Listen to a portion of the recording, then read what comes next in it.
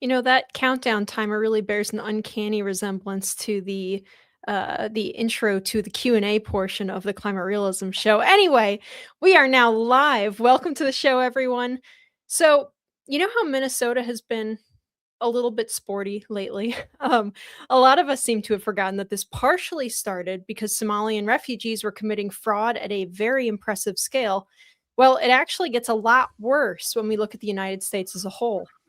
Also, a few of our very own In the Tank crew, including myself, went to the lovely Swiss Alps to take a look for ourselves at what's going on with the World Economic Forum and also to host our own antidote to the machinations of our would-be globalist overlords. And for Unhinged, we have female nurses posting pretty twisted and incriminating, frankly, commentary on TikTok again. So we are going to talk about all of this on episode 524 of the In the Tank podcast.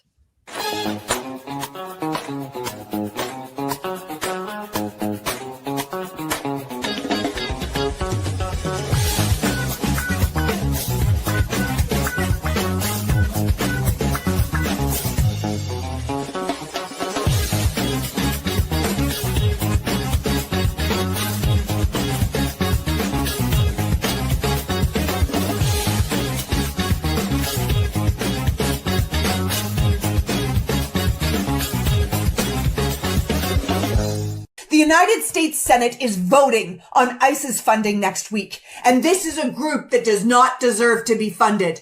Any senator who votes to continue to pay for this mob of unhinged murderers is out of their mind, because this cannot be retrained. This has to be stopped. So if you are a U.S. senator right now, do not write a fucking tweet. Do not write a fucking tweet. Write a bill. Write a bill that abolishes this heinous department.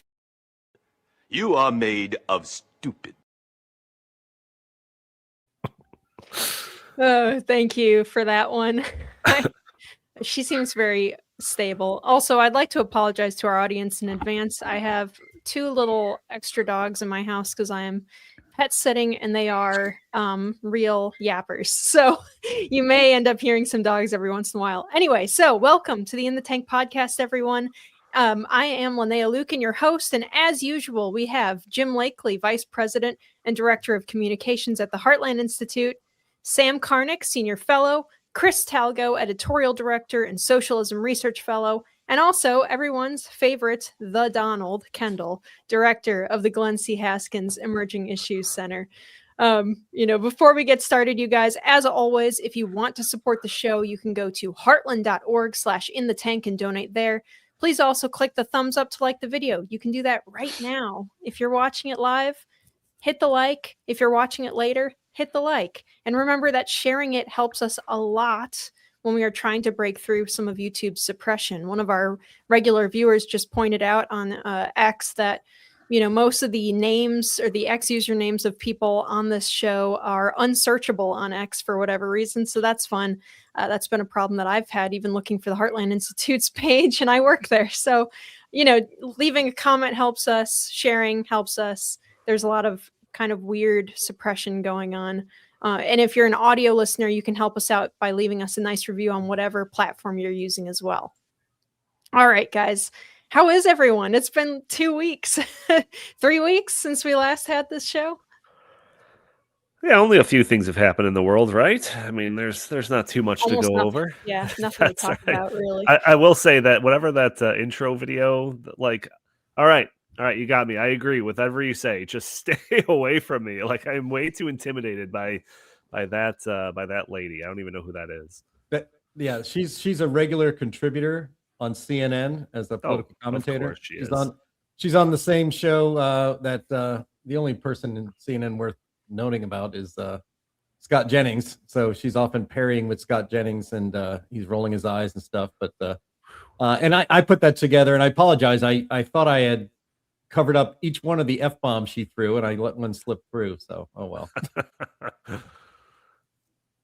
Well, she seemed very stable, so that was good. Nice. Thank you for that. I never watch in advance, so Jim posts the entry tags there. What are they called? I forget, Jim. You can call it a stinger at the end. Yeah, the stingers from the intro into the group chat, so everyone can see it before we actually launch the show, and I never watch them because I love being surprised when we go. So What? yeah, I might be putting us in a little bit of danger there, but I trust Jim mostly. All right.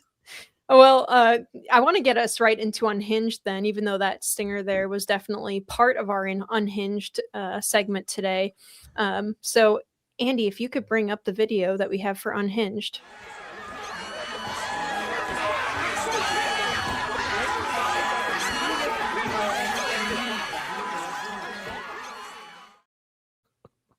Yeah, this is about that. So we have, I believe this was posted to TikTok, and I think Libs of TikTok was the one who reported on it. But let's just take a look. I thought of something good. I think it's something weird spot. Sabotage tactic, or at least scare tactic. All the medical providers, grab some syringes with needles on the end. Have them full of saline or succinylcholine, you know, whatever. That will probably be a deterrent. Be safe. Okay, for today's resistance tip, I vote, anybody got any poison ivy, poison oak in their yard? Get some of that up with gloves, obviously. Get it in some water, like a gallon of water. Get the poison ivy oak water, and I'm gonna put it into a water gun. Aim for faces, hands. All right, the single ladies where these ICE guys are going have a chance to do something, you know, not without risk, but could help the cause for sure. Get on Tinder, get on Hinge, find these guys. They're around. They're an ICE agent. Bring some X-Lax and put it in their drinks. Oh. Get them sick. You know, nobody's gonna die. Just enough to incapacitate them, get them off the street for the next day. Highly easily deniable. You know, you could get sick too. Won't eat there again. Oh my God. I'm just saying. Let's get them where they eat. Somebody's not going to be supporting these guys. Where's the hotel where they eat? Who makes that breakfast? Let's find them.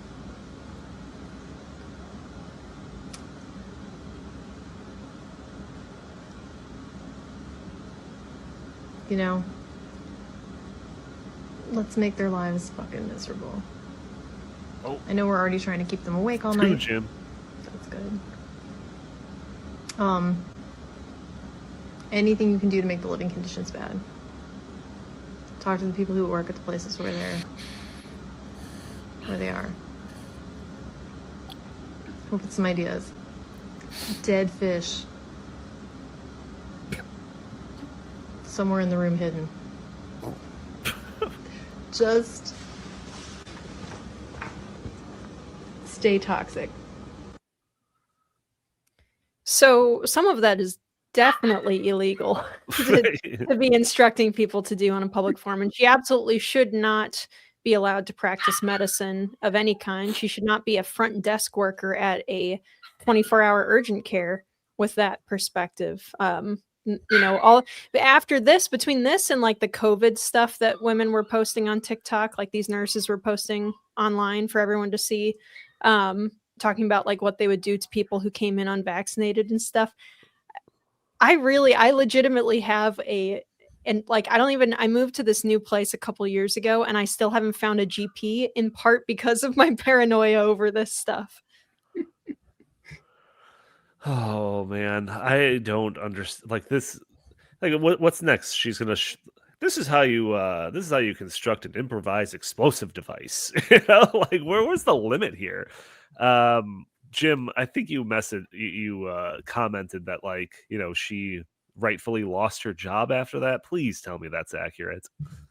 Yeah, she was a nurse at VCU Hospital, which is in Virginia, and yeah, she lost her job. You know, I thought the dancing nurses during COVID was bad. You know, it was almost a mockery of proper healthcare, and during COVID, we were told that our hospitals, especially our healthcare providers, doctors and nurses, were overwhelmed with all of the sick people coming in, and they're so brave and they're heroes. And then hundreds of videos of nurses and doctors, dancing in hospitals, for TikTok, for likes, made you think, that's weird. And why would somebody do that and publicly release it?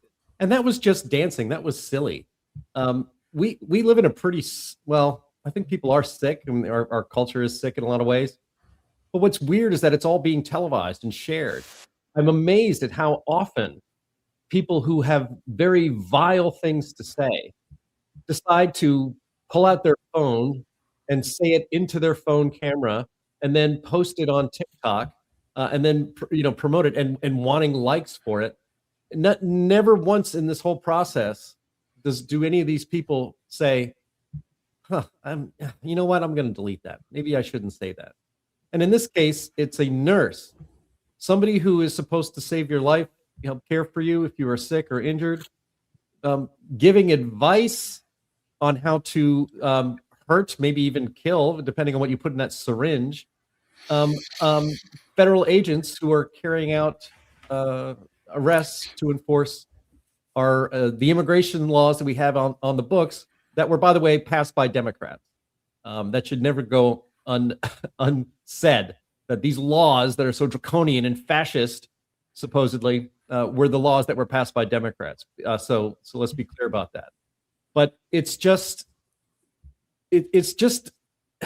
sick. It makes me sick to see this. And when you see something like this, you understand that this is the one person who is saying it out loud into their phone to put on TikTok. And there are many, many others who think and will act this very same way, who are not putting it out on their social media feeds. But this her career is now ruined. Nobody should really take joy in that, especially if she was good at her job. But it is worth it and righteous, because nobody should be getting care from a woman who is that unhinged and thinks that way. Not just that she wouldn't give care to an ICE agent that happened to be, come into the hospital, but that she would actively look to harm, or even potentially, I guess, have that ICE agent die. And that's preferable. Our country has been whipped up into a complete frenzy based on lies that the mainstream media tells. We talk about this on this podcast all the time. There are people in your life, people in your family, who live in a complete bubble and believe absolute falsehoods about some very important topics. And it is really hard to have a conversation about, how we should run our society when at least half this country is completely deranged and misinformed by lies told by the legacy media. And we're seeing what happens now. It gets into a very dangerous place, and that dangerous place happens to be Minneapolis, Minnesota. Yeah, I see in the comments. Sorry, Chris, just 1 second. People saying, oh well, hopefully this is just talk. This is just political tribalism, chest thumping stuff. They shot Charlie Kirk and they all cheered about it. It's not just talk. They really mean it. They really mean it. Right. I was just going to broaden this out a little bit. So I did see a really good article on Laura Ingram's show a couple days ago with a doctor. I'm going to guess he was about in his mid 60s, and he was telling Laura that many of the up and coming nurses and doctors that he's working with have been completely brainwashed in med school. And, he cited a bunch of examples how the woke ideology has really been, in that space for a very long time. So I think to some degree, this woman is symbolic of that. But I also think that what's going on with these women, and I don't know her exact situation. I don't know if she's, married or has children. I'm going to say I doubt that she does, because what I've noticed is a lot of the women who are just up in arms about ICE, whether it's in Minneapolis or whether it's her, in Virginia, I think a lot of this is the misplaced maternal instinct. And, I can't take credit for this. I've heard a lot of other people, talking about this, writing about this, that a lot of these women are probably, they're unfulfilled. They're missing like a central element in their life. And I'm not trying to say that all women are only mothers and caretakers and all that. I'm not saying that at all whatsoever. But I do think that by nature, women have a a propensity to be nurturing and caretaking, and when that is used against ICE agents or police officers or whomever, that can be super dangerous. So to me, I think I'm a little more interested in trying to understand why she's doing what she's doing. To me, it's obvious that she's wrong, and I wonder also if she would actually do this or if this is all just talk. So those are just a couple of things that running through my mind as I've been watching this for the past couple of days. And just she's not alone. There have been many other nurses who have been coming out and saying the same thing. So last time I checked the Hippocratic Oath, you're supposed to do no harm, and this does not look like they are intending to uphold the Hippocratic Oath. So, I don't believe in cancel culture, but I do think that this woman has no place in the hospital environment or nursing care or caretaking, because she has obviously demonstrated that she's not willing to put aside her political biases and help someone in the time of need. And that to me is, what this is really all about. And think about this. How about all the medical people that are, in the Army, Navy, and what do? They have to help enemy combatants if they're wounded on the field. So this is just so jaw-dropping to me. Yeah, it's unfortunately not jaw-dropping to me. I've seen this a lot, and they are serious. It's not just joking. They live in like a television world where they're the superheroes who are fighting, the evil empire that's got their boot on their throat. So it's, to them, it's worth it. The woman's comments are obviously somewhat insane. However, this isn't happening in a vacuum. She didn't develop these thoughts just because she went out there and she saw ICE agents doing horrible things and is responding to that. This is coming from Tim Walz, from Mayor Fry, from the press all across the country, who are telling people that they're demonizing. Frankly, they're demonizing our Border Patrol. They're demonizing ICE. They're demonized, as they've been demonizing the Trump administration and anyone who doesn't oppose it vigorously, let alone endorse anything about it. So this kind of demonization leads to dehumanization, and it makes people feel like anything they do is just okay. And that's a real problem. We've got to hold people responsible for the things that they say. But that starts at the top. That starts with public officials and the media, and we haven't done that. They have gotten away with. I can't get past though. I really can't get past the fact that she is basically de facto saying that she values rapists, murderers, the worst of the worst. She's more concerned with them than protecting the people who are putting their lives on the line, literally, to go and bring those people, to justice. That is just such a shocking, contradiction. Well, I am curious about just like the what causes the radicalization, because that's totally what this person is, an absolute radical. What causes the radicalization of this? And I'll go like a step further than what Sam was saying, that I think that this is a symptom of a very tight echo chamber type system that's derived from advanced algorithms that are feeding her TikTok with the most deranged stuff possible. So she's thriving in this like little media bubble where like the most insane stuff is coming across her feed, and that to her is normal, and that to her is justified, and she's just contributing to the same sort of thing. I'm making a series of assumptions here, but like I know from research that I've done on these sorts of things that this concept of you being in an echo chamber, that was a term that was come up with, I don't know, a couple of decades ago. The version of it that exists today is 1,000 times more powerful and has 1,000 times more of a radicalizing implications. And one kind of a small example of that, there was a video that came out just recently of the one guy that was like shot, in the protests that were going on. There was a video that came out of him like, kicking an ICE truck and spitting on an ICE truck or something like that. And this was shared on Reddit, and don't go to Reddit if you've haven't been there. It's just the worst cesspool you could have possibly imagine. But the debate on Reddit about this video was whether or not it was AI generated. And seemingly the consensus amongst all of these people was that it was an AI generated video. So it's like, on one hand, when it comes to AI generated videos, it can, allow for disinformation, but it also gives people a reasonable justification to just dismiss video evidence that doesn't comport with their worldview. So we're in a very strange world when it comes to this concept of an echo chamber. And I think that nurse right there is a casualty of this phenomenon that we're experiencing. Donnie, I think that's a really good point.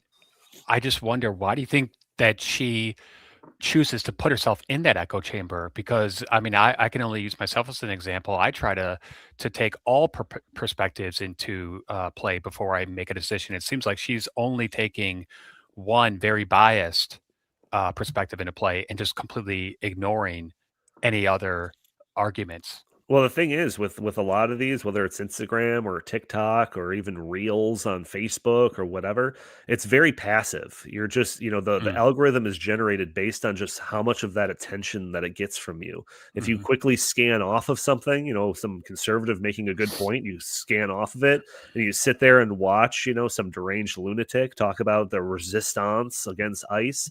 Then the algorithm is going to feed you more of that stuff. So a lot of this is passive. You almost can't help it. You get sucked into it. And the whole point of these social media things is to keep your attention. This is an attention economy. They're trying to keep you on the app. So they're not going to show you anything that challenges your worldview, because I'm sure the statistics show that, enough of those videos will cause somebody to turn it off and turn something else on. So they're just feeding you what you think you want. It happens on the left and the right. The biggest benefit on the right, though, is that we inherently have to see the media of the left, because that's constantly just the mainstream. So, any echo chamber that you might get when it comes to social media is kind of balanced out by just everything else that's out there. But yeah, when it comes to the left, I think it's even more pervasive. And I will say that, Donnie, you make a good point that almost all the coverage I've seen on CNN and MS Now has been completely on the side that Renee Good was an innocent bystander and Alex Preddy was totally innocent bystander, and that they were literally murdered, for no reason whatsoever. And obviously that is a very not just biased view and actually, frankly, dishonest account of what actually occurred. So Donnie, I agree with you that these people have been just put in these echo chambers where they don't want to even hear or consider the other side. And that's really dangerous. Let's be clear about what's going on in Minneapolis too. These Alex Preddy was not a protester; he was an insurrectionist. He's part of the revolution. It's a revolutionary army. It's revolutionaries out there on the streets of Minnesota. These are not people protesting. He was not holding a sign. They are very well organized in signal chats. They have radio communications. I've seen several. On X talk about, this is not something people in the echo chamber that this nurse is on would never see a post like this on Twitter. But I've seen several people who have special ops experience in Iraq and Afghanistan saying that when another journalist had actually revealed the communications in Signal, which is an encrypted chat service app, and some of the documents that they've been sharing around, other things like that. And he says this is on par with the sophistication of the insurgencies that he was fighting in Iraq 20 years ago. In fact, it might even be more sophisticated. So this is not a protest. Alex Preddy wasn't protesting and then just murdered by an ICE agent with an itchy trigger finger. He was, for apparently the third or fourth time, attacking ICE agents because their revolutionary leaders are telling people. The lieutenant governor of Minnesota put out a video on TikTok or whatever, one of those verticals, just like we showed at the top of this show, telling people to put their bodies on the line. For what? For revolution.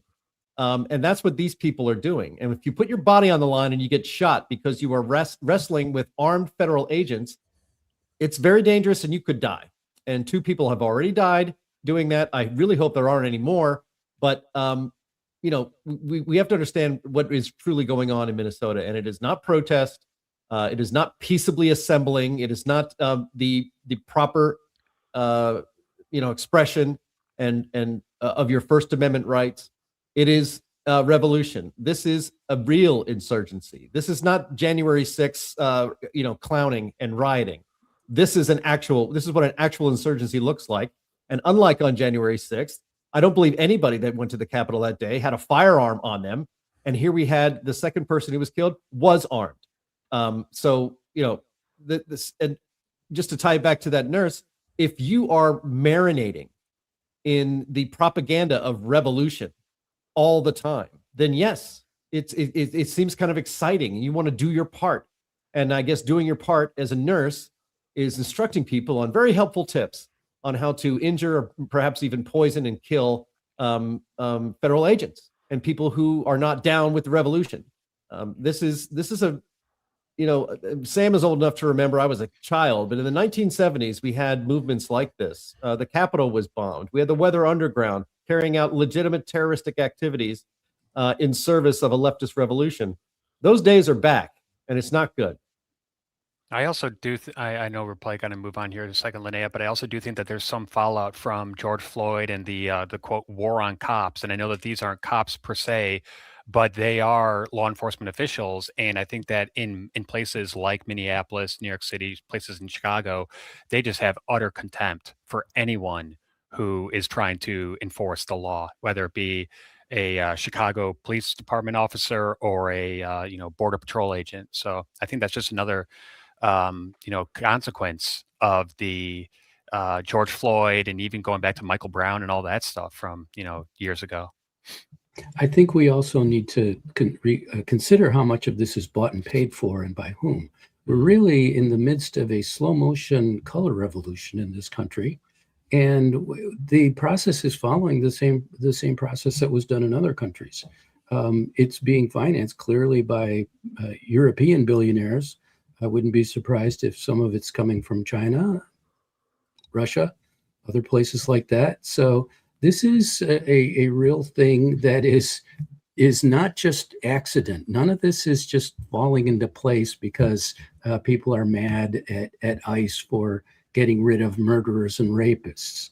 This is something much bigger than that, and it is. We're finding out more and more about how corrupt this system is. Absolutely. Well, and yes, I do want to move along here, unfortunately. I mean, this is an interesting discussion. We could really have a whole show just on this topic alone and kind of covering all the history of, left-wing revolutionary movements and stuff and how unfun those are. But we do have to move on. And Sam, I'm gonna hand the floor to you again in a couple seconds here, but you wrote up a great essay in your Life, Liberty, Property newspaper. Wow, I really fumbled that one. Newsletter, which our dear viewers / listeners can also subscribe to and read. And pardon me, Sam, for reading to you from your own work, but you wrote, your post was titled, "The Fraud is Worse Than You Ever Imagined." You wrote, U.S. taxpayers have been victimized by at least $36 billion and possibly as much as $3 trillion in fraud through federal government entitlement programs since 2020. Just since 2020, guys. And that was from an investigative report by the Center Square. The higher number is far more than most sources have suggested in the past. Later, you write, public safety net programs such as Social Security, Medicare, and Medicaid lost billions of dollars to scams each year. And the DOJ documents suggest fraudsters hit Medicare and Medicaid in particular the hardest. The DOJ documents suggest that the amount of fraud rose rapidly between 2020 and 2025. The reporter on this says that the figure for the first half of the year for Medicare and Medicaid is more than twice the $6 billion in fraud to federal health programs that the Justice Department identified in September 2020. He documents several cases in which medical professionals defrauded the federal government for literally hundreds of millions of dollars apiece. And Sam, you said that the very design of Medicaid rewards theft and invites corruption. So what did you mean by that? And kind of give us the easy description, easy to understand description of what's going on here. Yes, thank you, Linnea. The way Medicaid works, of course, is that there's a federal matching grant. And really, most of the money that is spent on Medicaid comes from the federal government. So it comes from taxpayers from all 50 states and so on and so forth. So what happens is if you as a state can get people into Medicaid that don't belong there, the federal government, the other states' taxpayers pay for that. So you basically make a nice profit that way. And it's what I call the dual funding stream. So what this dual funding stream does is inherently encourage expansion of the rolls. And the only way to expand the rolls beyond what's legal is to expand them illegally. And that happens. And so what happens is what you see in Minnesota, only it's happening in all 50 states and much bigger than even what we've seen in Minnesota, which is that the states will routinely add people without checking whether they're truly eligible for, say, Medicaid. And then once they're on the program, they don't check anymore. They don't check to make sure that they're still eligible, that they're still alive. They don't check any of that. And then, of course, they don't check to make sure that nobody in another state, that they're not getting Medicaid from another state. So you have people who have Medicaid in multiple states, 6, 7 states. So you put all that together and you find that there is an incredible amount of fraud going on. And the federal government, they estimated, the Government Accountability Office estimated in 2024 that based on data from 2018 to 2022, the government was defrauded of $233 billion to $520 billion every year. So that's basically $250 billion to $500 billion every year.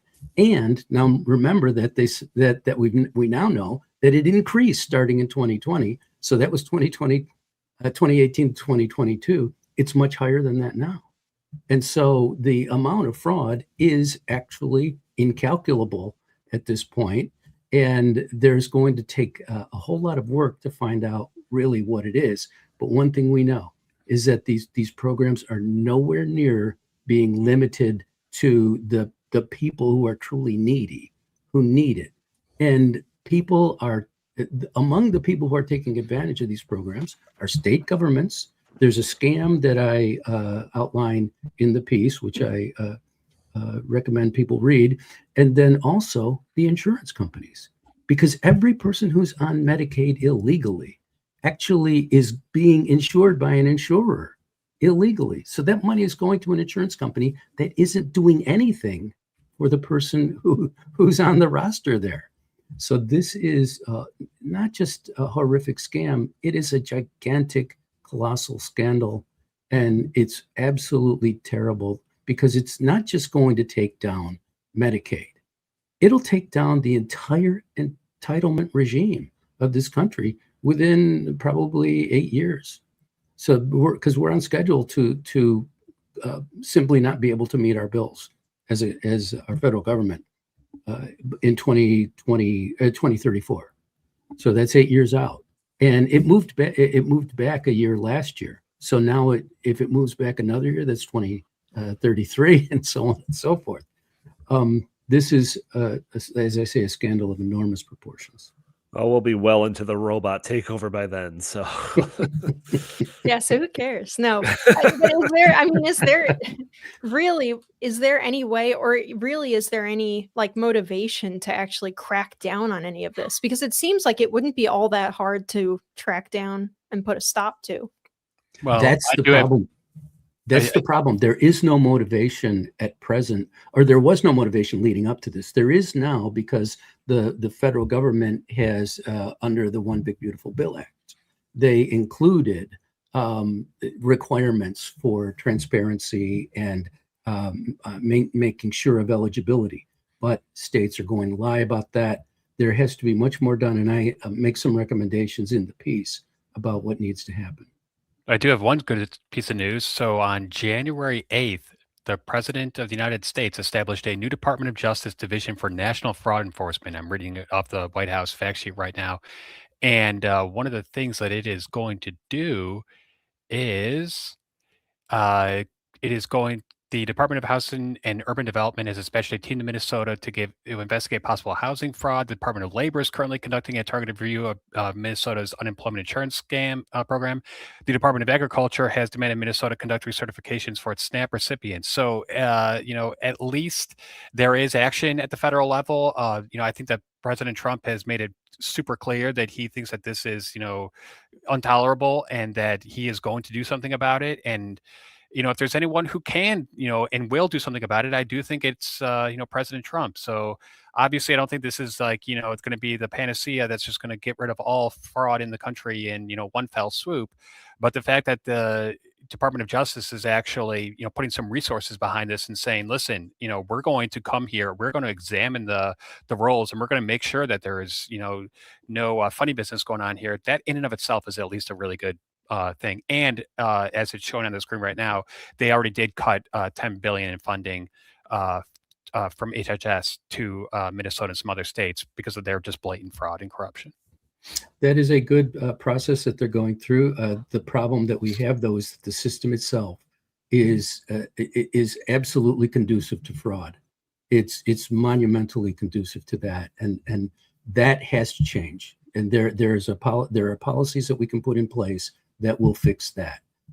This has gone on for decades now. Decades. The amount that this country has wasted on thieves and grifters is absolutely mind-blowing. It's in the trillions of dollars and in the many trillions.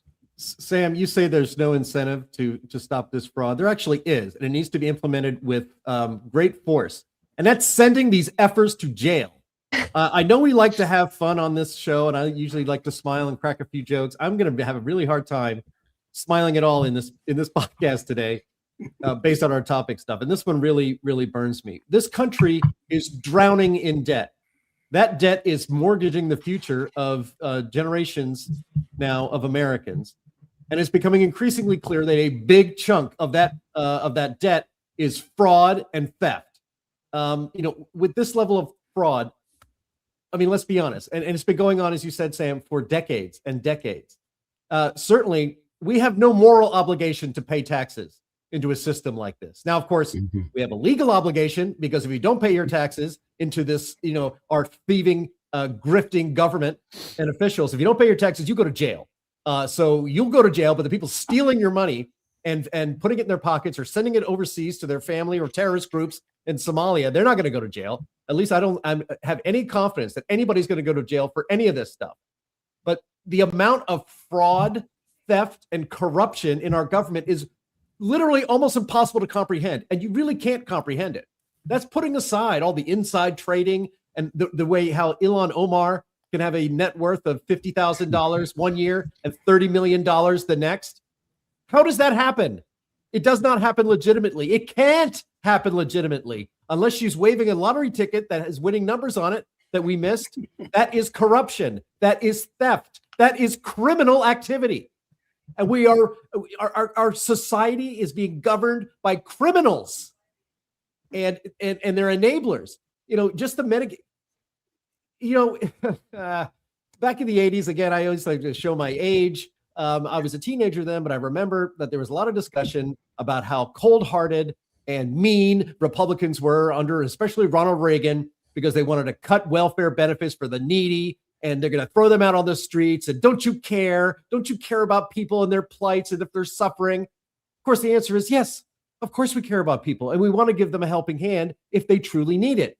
And we've completely thrown that away, and we have people, a minority group of Somalians in Minnesota that take money literally out of the hands of families that have autistic kids, pretend they have autistic kids when they don't. They're fake. Take that money, put it in their pockets, give it to Democrat politicians so that everybody looks away, so that this graph could go on and on and on. Daycare centers that don't have any kids in them, a building with home healthcare businesses, one building with 15 home healthcare businesses in it. in a shitty part of town, which nobody would ever visit. You have transportation companies supposedly taking poor old people to their doctor's appointments that don't actually have any vehicles or any drivers. It's the entire, and that is one little instance in one town, in one city in the United States, of all these scams going on that have stolen literally billions of dollars. What do you think's happening in California? What do you think's happening here in this corrupt, state of Illinois? The scale of this is unimaginable. When Elon Musk was doing, and Doge was a thing, and Republicans said we're going to do what Doge says, and they did nothing. But Elon Musk made what I thought was a cannot be true statement that if we got rid of just the thievery and the fraud and actually had the government account for every dollar that goes out and make sure it goes to the right person, we wouldn't only just get rid of the budget deficit, we'd be running a huge budget surplus. Now I believe him. And unless people start going to jail, I'm very glad, Chris, that you mentioned that the Trump administration is now, putting us, establishing some task forces to go after this. People need to go to jail. I am sick and tired of hearings in Congress where nothing happens. I'm tired of seeing stories and videos on social media, and then nothing happens. The Biden Justice Department, they bragged about it over and over. We've made 1,500 arrests for January 6th. People who were in chat rooms with people who were in Washington, D.C. got arrested and went to jail. Unless people that are ripping us off like this go to jail, I don't want to hear another word about it from anybody in Congress. There has to be consequences for this.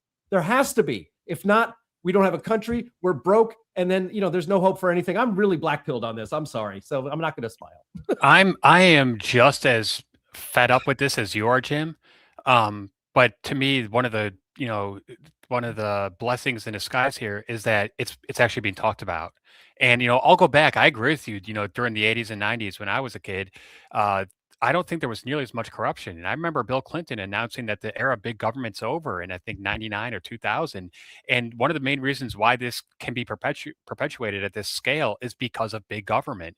So, there is something to be said about, having the government actually get out of the business of, providing welfare benefits to people that do not need nor deserve welfare benefits.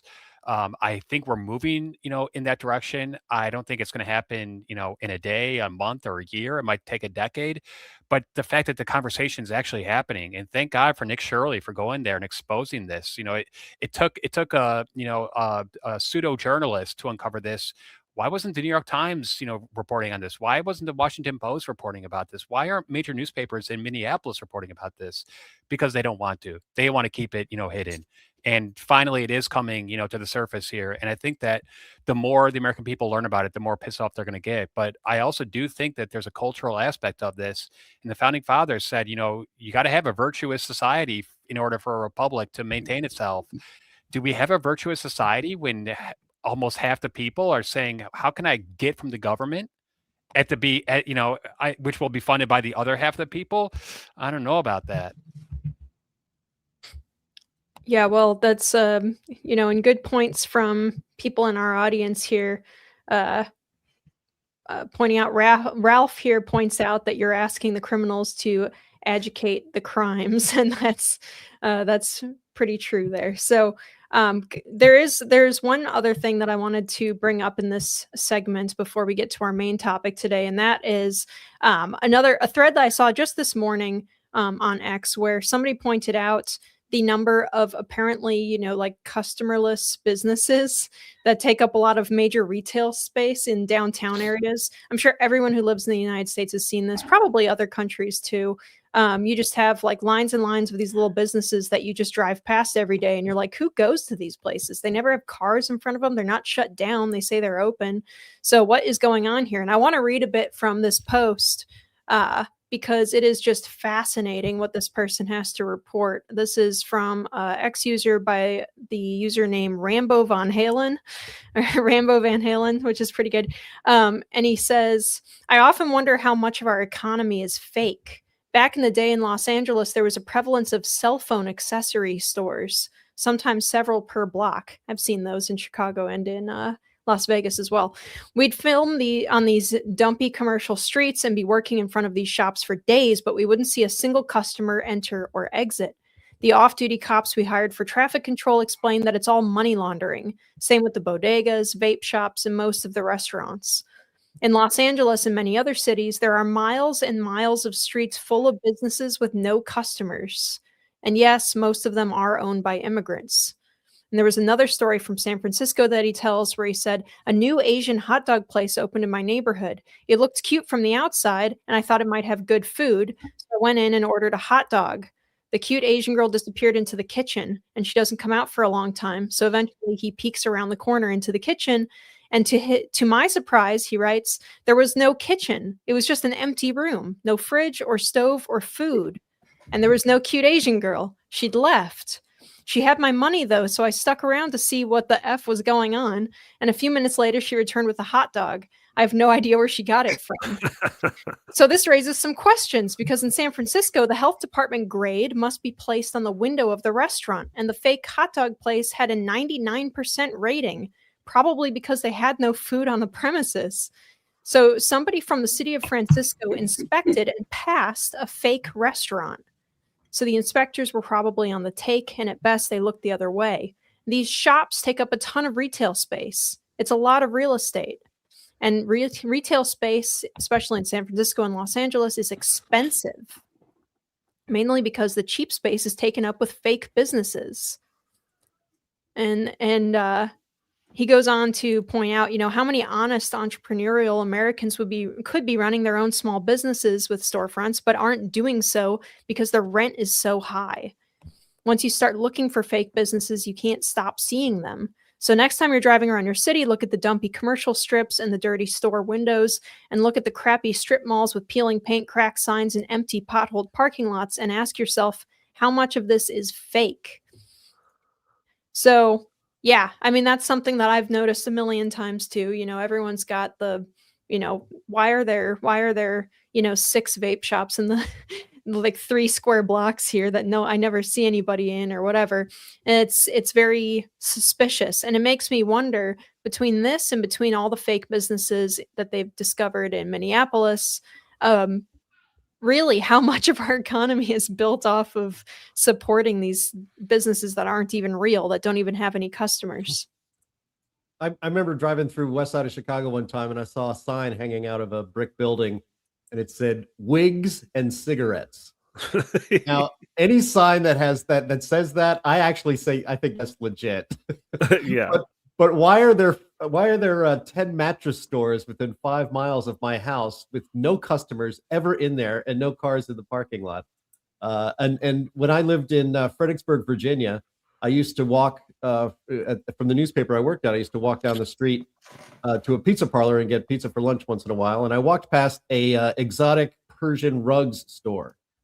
Never, ever was there anybody ever inside that place. They probably had $3 million worth of rugs hanging in there, but they were all dusty. The same ones were hanging in there for 20 years.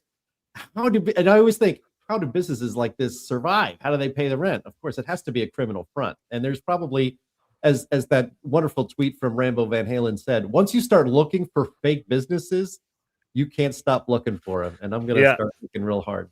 Yeah, I actually saw a video. It was just like a police, chest cam video or something like that. And it was like they were responding to somebody supposedly like had a heart attack in the back of like this one business. So they go into this like what looked like a terrible little convenience store, and they're asking the clerk, and the clerk's like, "Oh, I don't know what you're talking about." And there's like, they look around, and there's just like a handful of things on the shelves. Anyways, as you get like further into the video, they discover that there is a padlock door. They clip the padlock off the door, and back behind this fake convenience store was like a bunch of these like poker machines and gambling machines, and there's people in this room. They're padlocked into the room. And it was just like that whole fake convenience store was just a front for this like little gambling shop in the back, So I can't imagine how like wide scale some of this stuff is, but I definitely have anecdotally had those thoughts of just like, how is this place in business? Anyone that's like ever run like a small business, Like, you know that the margins are never fantastic, and the idea that you're going to be able to like pay a rent on a building and still be able to make a profit off of selling your product is like doesn't seem that easy. So yeah, you look at some of these places, you're just like, how is this? How are they making their rent? I don't get it. Yeah, it's one thing, to have an illegal, business going. At least that place had an illegal business that was actually like producing some kind of income in it. Sure. But I think a lot of these don't have any of that. They're literally just some kind of like an insurance front or something, like just some weird scam. One of the comments that this guy makes, or someone makes in his thread there, I've closed the thread, but the point that he makes is that he used to think that, oh, well, I wish these little businesses, these cute little businesses would like clean up their storefront and stuff, because then they'd actually get customers. And then he says that he realized like that's the point is they make sure that it looks really crappy on purpose so that they don't get customers looking for a business that doesn't exist. And I thought that was like 90% of the North Chicago suburb strip malls. I couldn't help but think of all of those because they're just like repellent and you never see anyone there, but they're open, maybe. And they all have really good reviews on Google. It really does bring to light and bring to front of mind how much corruption there is in this country. It's really mind-blowing, and it should be somewhat terrifying that we are in fact living in the world's biggest and most prosperous banana republic. Well, me and Linnea were talking about this story. This is like totally unrelated, but there's like evidence that's coming out that like, China's population is actually like way overstated to the tune of like hundreds of millions of people or something like that. And it's just like, wow, we've all just existed in this universe where China's population is 1.8 billion people or something. And then we wake up tomorrow and find out like, actually, maybe it's only like 70% that number. And it's like, I just wonder how much of that same kind of sentiment exists in all of these things. Like how much of the economy is actually real? Do we even know? It is like we're living in a simulation. Yeah. Okay, before we get too far into that, yeah, so again, there is a lot of fraud out there, you guys, but you will never be taken advantage of by Ira Bershatsky from Advisor Metals. And so here you are. A lot of people in the conservative, libertarian, and even just plain old prepper spaces are going to hit you with advertisements for buying precious metals.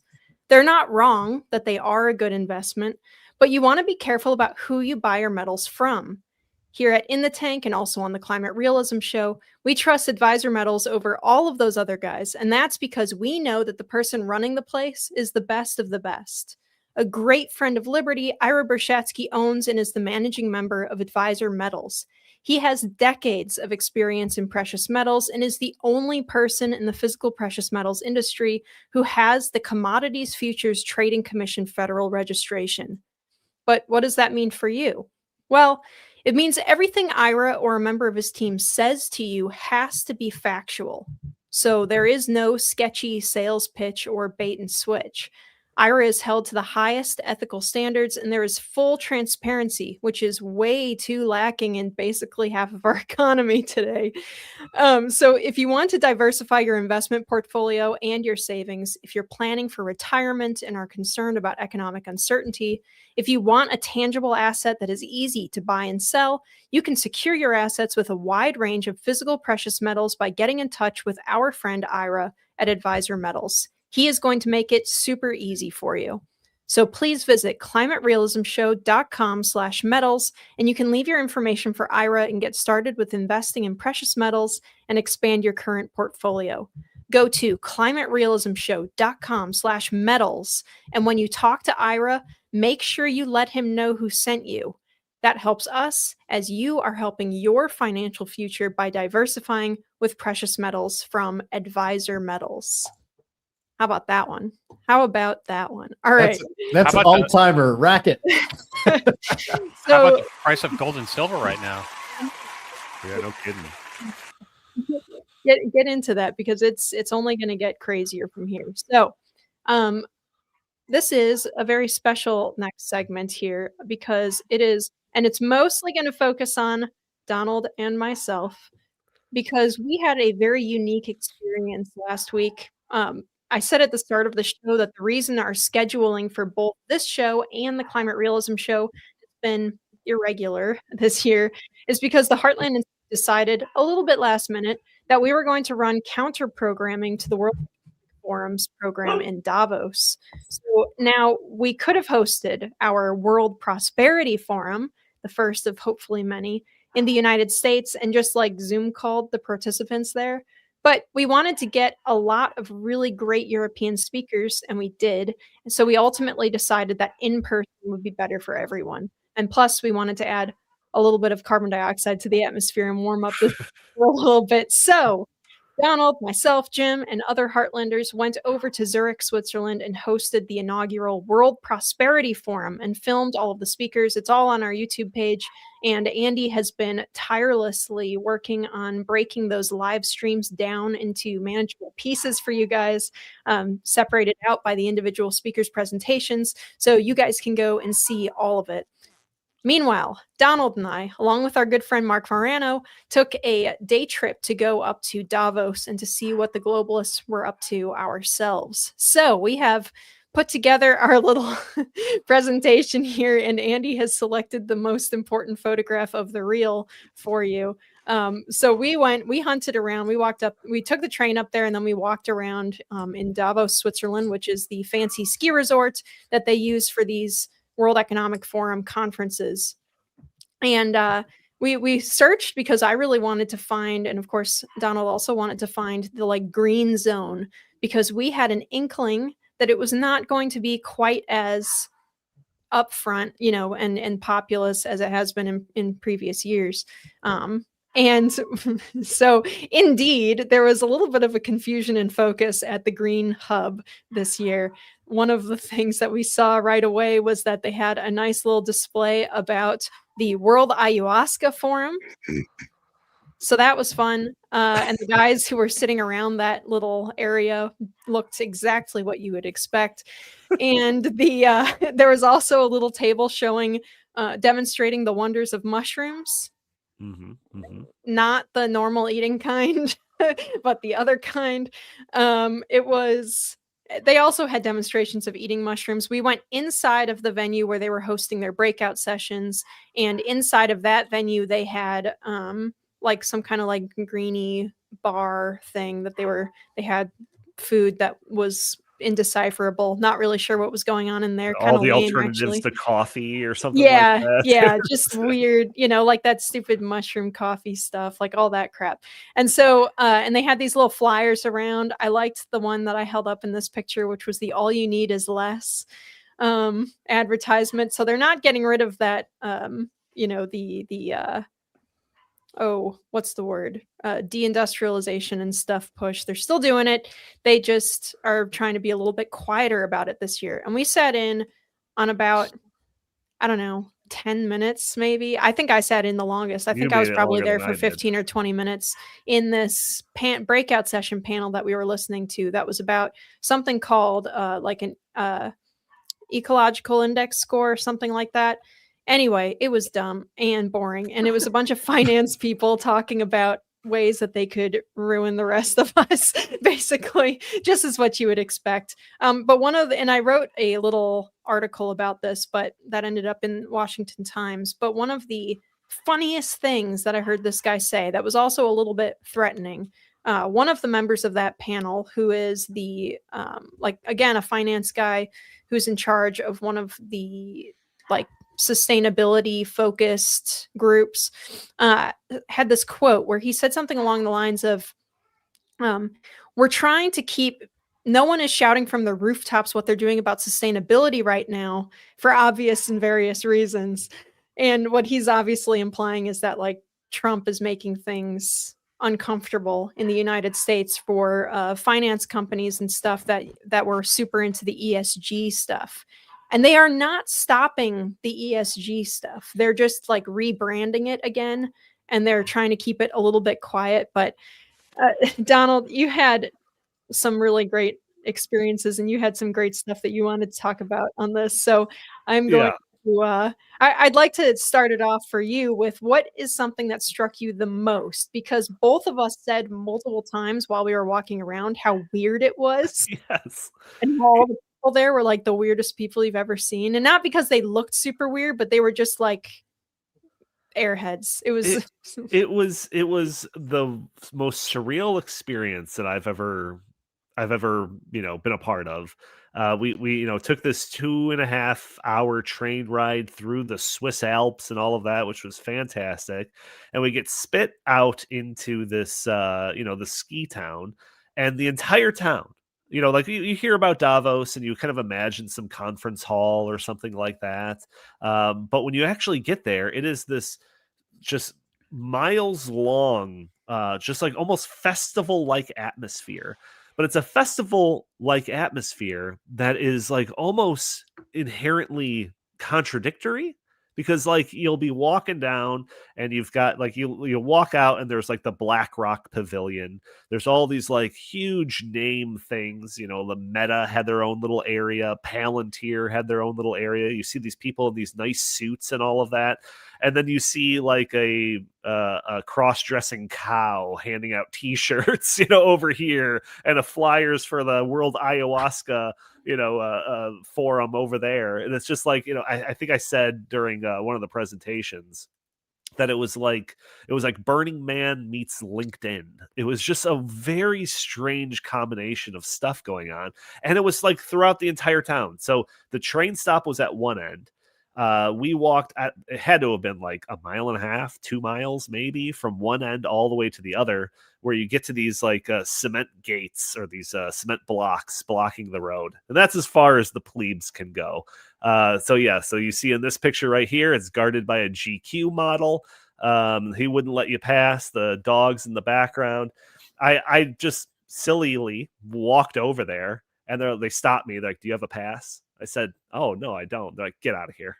So like, that's about as far as I could go. You got bullied by Zoolander? Come on. That's... Yes. Yeah. And there's the picture that I took over the gate. And it's funny because that's where all of like the hardcore World Economic Forum branding was. Surely that's where all the VIPs were. And you can see on the bottom left of that picture, no entry. Like we weren't allowed. We couldn't get, over there. As we're walking down the street, you see these helicopters flying off. And it's just like, well, there's a VIP either landing or arriving or leaving. So just cycle through some of these pictures. It'll jog my memory on some of the experiences that we had. All right. So right here, this is this was outside. What we're seeing in the background actually is the climate hub of this. So in that back little brick building over there is where the little, like, it's like a retrofitted cafe that Linnea was describing. The little theater was inside of that. Outside of this was just a bunch of various climate-related stuff. They had kind of a cool little putt-putt golf thing, except for it was with hockey sticks and a hockey puck. Right there is a green car, which I made a joke during one of the presentations that it's like, Elon Musk is doing his darndest to make electric vehicles cool, but this is the real electric vehicle. I think you could pick this up. If you had to dust underneath it. They did pick it up. They were moving it around, and they had another one that they were giving people rides in or something. Although I think it was like a single person driver. And when they get it close, it was so slippery that they couldn't like drive it onto that little hill. So what they would do is they would just get out and like manhandle it back into its parking spot. Yeah, they couldn't get over like the 6 inches of compacted snow, so they had to like push it into the spot. It looks like a strap-on roller skate. Right.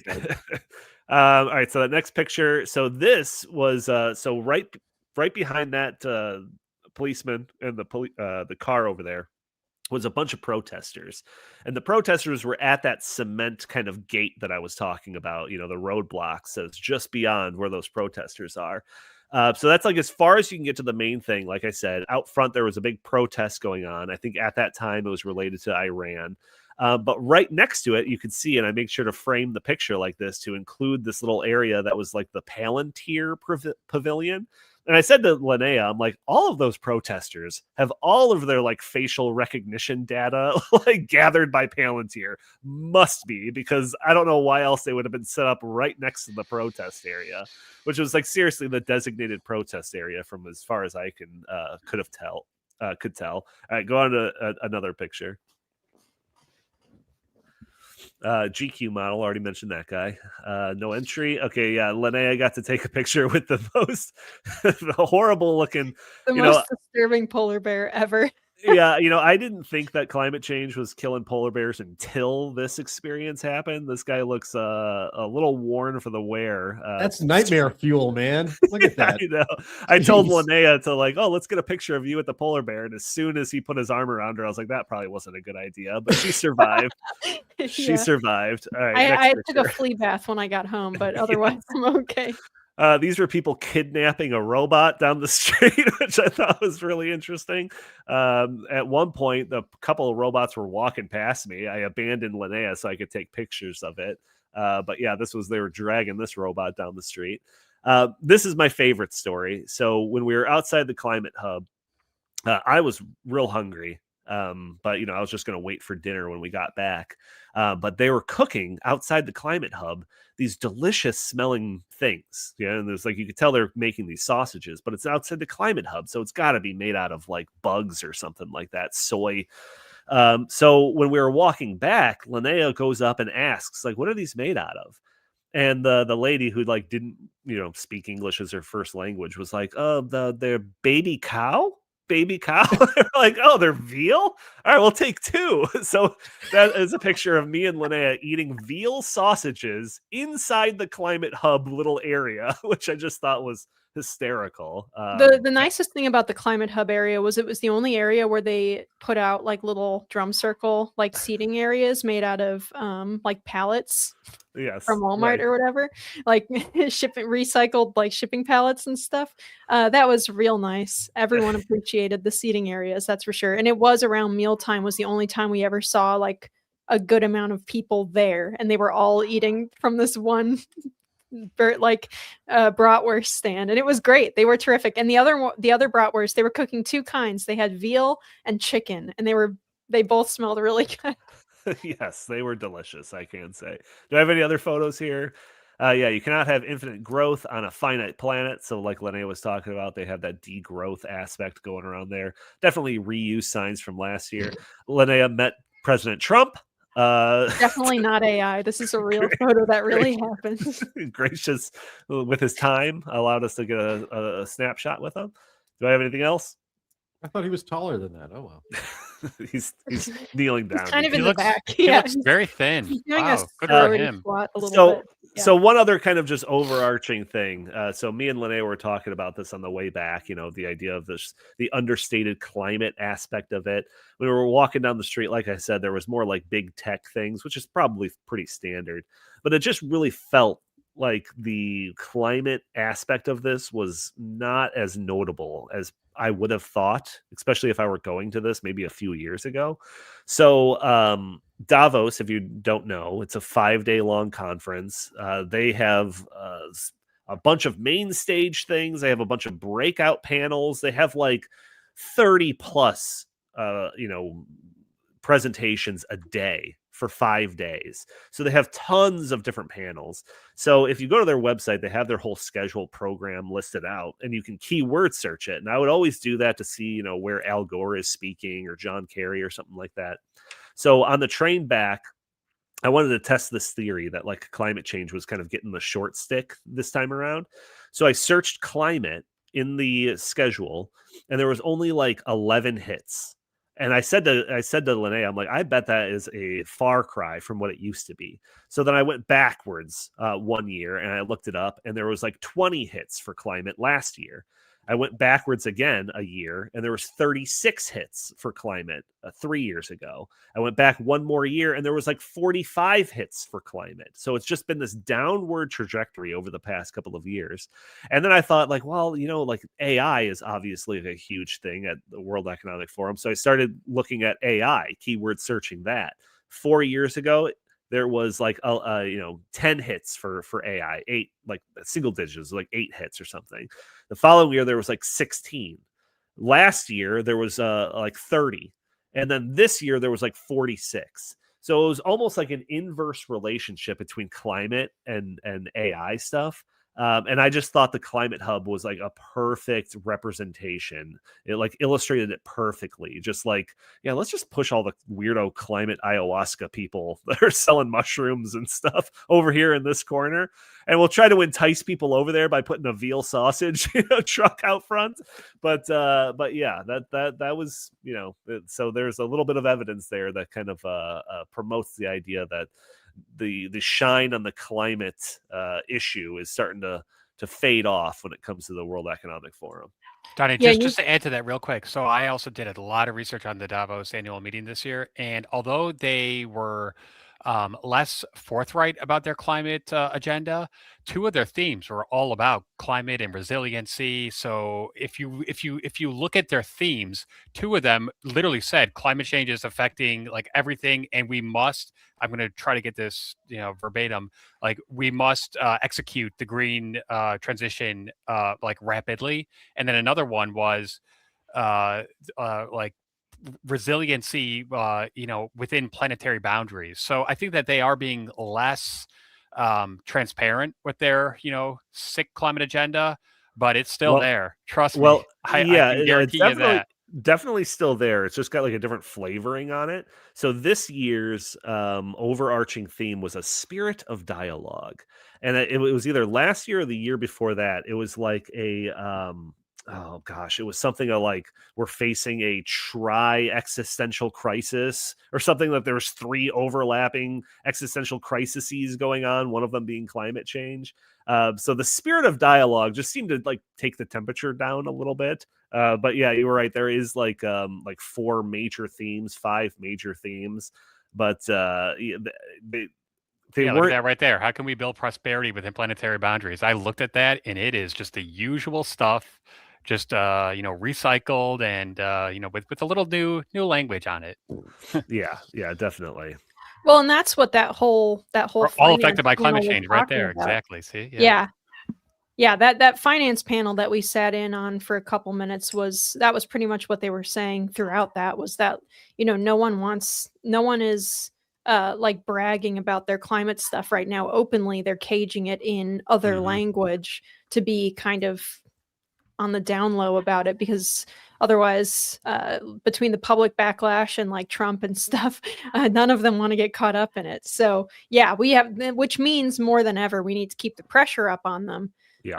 We can't just say, oh well, they're not worried about climate now, so we're going to turn our eyes off of that and go pay attention to something else. No, they are still doing it. We have to be careful. Arguably it's even more dangerous that they're trying to cloud it now and couch it in in these other terms, because what they're trying to do is, I spent hours on their website last week just trying to really understand what they were all about this year, and they are trying to make it sound like this is about geopolitics and the war in Ukraine and all that stuff. No, it's not. It's the usual agenda.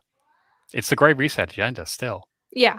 Oh yeah, it's the same, but it's just whatever vehicle they can use to get there, they'll use. So, yep. We have some videos too, or at least Donald took a video. We could show that. All right, this is Donald again with the Emerging Issues Center at the Heartland Institute. We are at the Climate Hub here at Davos. Not quite as big, I think, as previous years, but I will say that I enjoyed a fantastic veal sausage over here at the Climate Hub. So, I don't know, I think we're getting a little mixed messages here at Davos this year. Yeah, that was my favorite video that I did. Oh yeah, and also we ran. Okay, so also the thing to know about that barrier is basically where all the conservative journalists hang out, or like the right-wing journalists hang out, because they're waiting to like pounce on Al Gore and stuff when they leave that restricted area. It's like we're setting like an ambush, and so we hung out with them for a while, and we got to talking to some journalists that were there, and so we did this short interview with Vox Populi. So I'm here with 2 people from the Heartland Institute. You You've come here to see what's going on in Davos, and you're actually running your own sort of forum that's kind of opposing this sort of stuff. Can you tell me a little bit more about that? Yeah, absolutely. We're running the basically the anti-Davos World Prosperity Forum. We are in Zurich, Switzerland right now doing this live. It's kind of a counter to the World Economic Forum.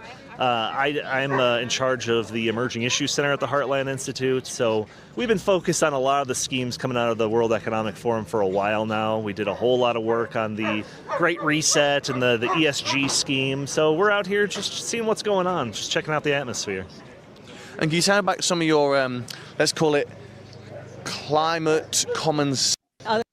Yeah, well, I mean, some people would call me a climate denier. That's utter nonsense, of course. But yeah, no, so the Heartland Institute is definitely one of the premier organizations pushing back against climate alarmism. And so once again, the World Economic Forum is probably, you know, almost ground zero besides the United Nations for a lot of the alarmism, especially when it comes to, you know, finance and big tech pushing it, ESG scores, all of that nonsense. So we're excited to be here and see what's going on and hopefully catch something interesting while we're here. And you're not the only Americans here. I mean, your president is just a few hundred meters that way speaking to the world right now. What are your thoughts on his attendance this year?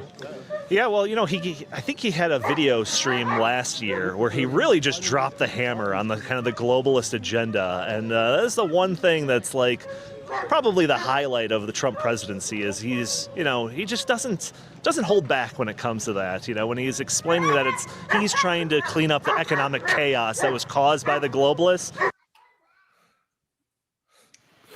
Oh, that's about. Anyway, it was frozen up anyway. So Trump presidency is he's, you know, he just doesn't hold back when it comes to that. You know, when he's explaining that he's trying to clean up the economic chaos that was caused by the globalists, that's just music to my ears.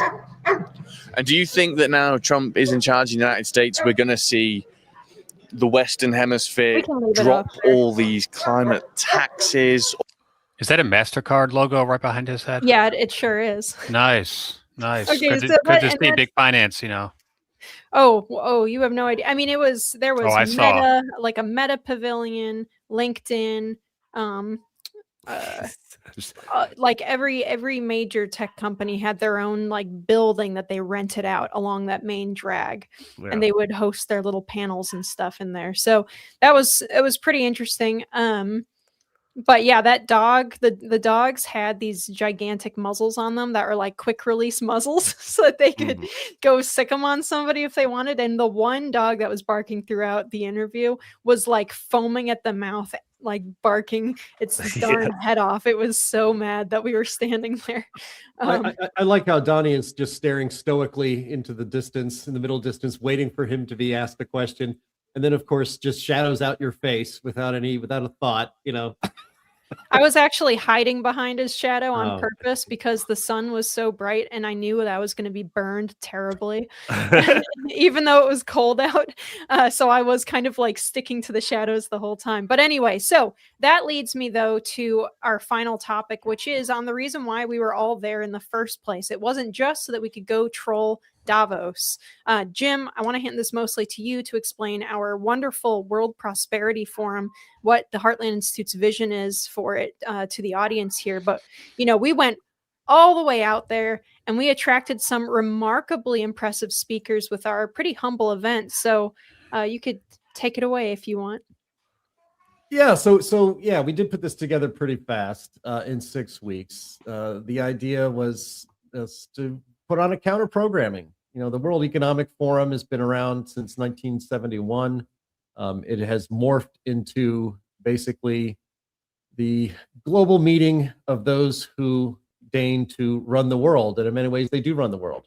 Billionaires from industry, government leaders, and they think that well, Donnie, as you know, as Klaus Schwab said himself, you know, the world will be shaped by us, is what the the Bond villain Klaus Schwab had once said, and so they really do you know, they run the world, right? And they realize that they have the power to take their hammer and their anvil and to pound humanity into the shape that they desire. and pound our economy into the shape that they desire. And we decided that we need to put on a bit of a counter programming. We'll call it the World Prosperity Forum, because it is not through government control. It's not through socialism, basically, or technocracy, which is, to put the best light on it, of what the WEF has planned for us. But it is free markets and individual liberty. And that creates prosperity. And, free market capitalism has done more to lift more people out of poverty than any economic system devised by man. Democratic representative democracy is the greatest government ever devised by man. And only if you celebrate and honor and promote those things could you actually achieve the aims that the WEF says that they have for the world, which is, they want prosperity for all. Not really. So we decided to do the World Prosperity Forum, and we may do this. The hope is to do it every year, to go there, because it was pretty successful this time. We appreciate everybody watching online live, and now that have watched the videos as we start to put them out piecemeal. But we had Liz Truss, former Prime Minister of Great Britain. That's a pretty good get. We had her on our program. We had former Czech President Václav Klaus, one of the great leaders and champions and heroes of liberty, from formerly behind the Iron Curtain. He was one of our speakers. Of course, now that Andy has it up here on the screen, you have Lois Perry from Heartland UK Europe. And so we streamed live 3 hours a day, Monday through Friday, as counter programming to the World Economic Forum. And I was on another podcast actually yesterday talking a little bit about this trip. And I actually, if you wanted to see me not just rant on this podcast, but actually hear me give a proper presentation, there are two. I gave two of them at this event throughout the week. Donnie and Linnea both also had fantastic speeches, and we had leaders of freedom and elected officials from all across Europe. We have friends from Poland, friends from Hungary, like I said, Czech Republic, and Great Britain. And so we hope to expand the program even more in the future. But this sort of thing is necessary, because I think the World Prosperity Forum genuinely does speak for literally billions of people around the world who do not want to be managed by a global technocracy, or actually end up being, frankly, enslaved in many ways by that global technocracy as AI continues to proliferate. The real future that we deserve is a prosperous one, and that comes through the advancements of liberty, individual liberty, political and economic liberty, and free markets. And nobody else at Davos was talking about that, or in Switzerland was talking about that. But I will just say two other things to kind of wrap this up. We got there a couple days before the event, or Davos started, so to get acclimated to the change of 7 time zones, but also to kind of get a feel. We want to get a feel of what is going to dominate the World Economic Forum this year. As Donnie had mentioned, for almost as long as anyone can remember, climate change, sustainability. That was the number one topic on everybody's minds. And of course, climate change was that because climate change has become the vehicle in which to impose ultimate controls over the population of the world. Because if you control energy, especially, you control everything. And if you tell human beings that them just living their lives is just literally destroying the planet, you can manipulate them and get them to be more compliant. Going into this World Economic Forum, there were two things, really only two things everyone was talking about: AI and Donald Trump. And it really didn't change. Those two topics really didn't change. But what we did see, if you search through Twitter, and you can find videos of a lot of the WEF muckety-mucks giving speeches. Howard Lutnick from the Trump administration was there. His takeaway quote was, "Globalism has failed," as you might expect him to say. But even Larry Fink, who I believe is on the upper board of directors of the World Economic Forum, he gave a pretty remarkable speech. The takeaway line from that is that we have lost the trust of the people. And so and there was a lot of discussion like that when they weren't talking about AI or being scared of Donald Trump.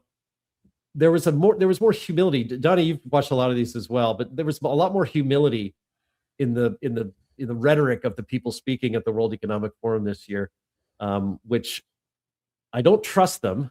I don't trust they're actually more humble, but I think that they understand after, once again, the re-election of Donald Trump and really the rise of populism in European parliaments, especially Eastern Europe, they realize that they maybe have slipped a little, that they've lost such a firm grip on the agenda going forward. And so they might try to trick people into thinking they're listening to us. And maybe it's only temporary.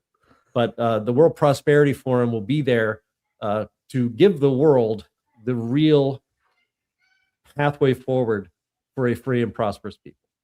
Yeah, I loved this idea of the World Prosperity Forum. I really hope that this does become a annual thing that grows every year and becomes like a real counterpoint to the World Economic Forum's Davos conference. And there's a couple of things that kind of make me optimistic about that. At one of the nights there, James Taylor says that, and again, all of this is in the context of that we put this together in 6 weeks, which is just a miracle in itself that we were able to pull this off in such a short amount of time. 6 weeks is generally not a suitable amount of time to get high-name speakers to come to your event in a different country and prepare a speech and all of that sort of thing. But what James said was that he would go and he would ask people, hey, would you like to take part in this conference? And he said that almost unanimously was an enthusiastic and an immediate yes, I absolutely do. And I think that this is a little data point that just shows the appetite for something like this, like the demand for a counterpoint that exists out there to the World Economic Forum Davos conference. And I think we just tapped into it. And we're the first people to tap into it. So I really, really hope that this becomes this huge thing.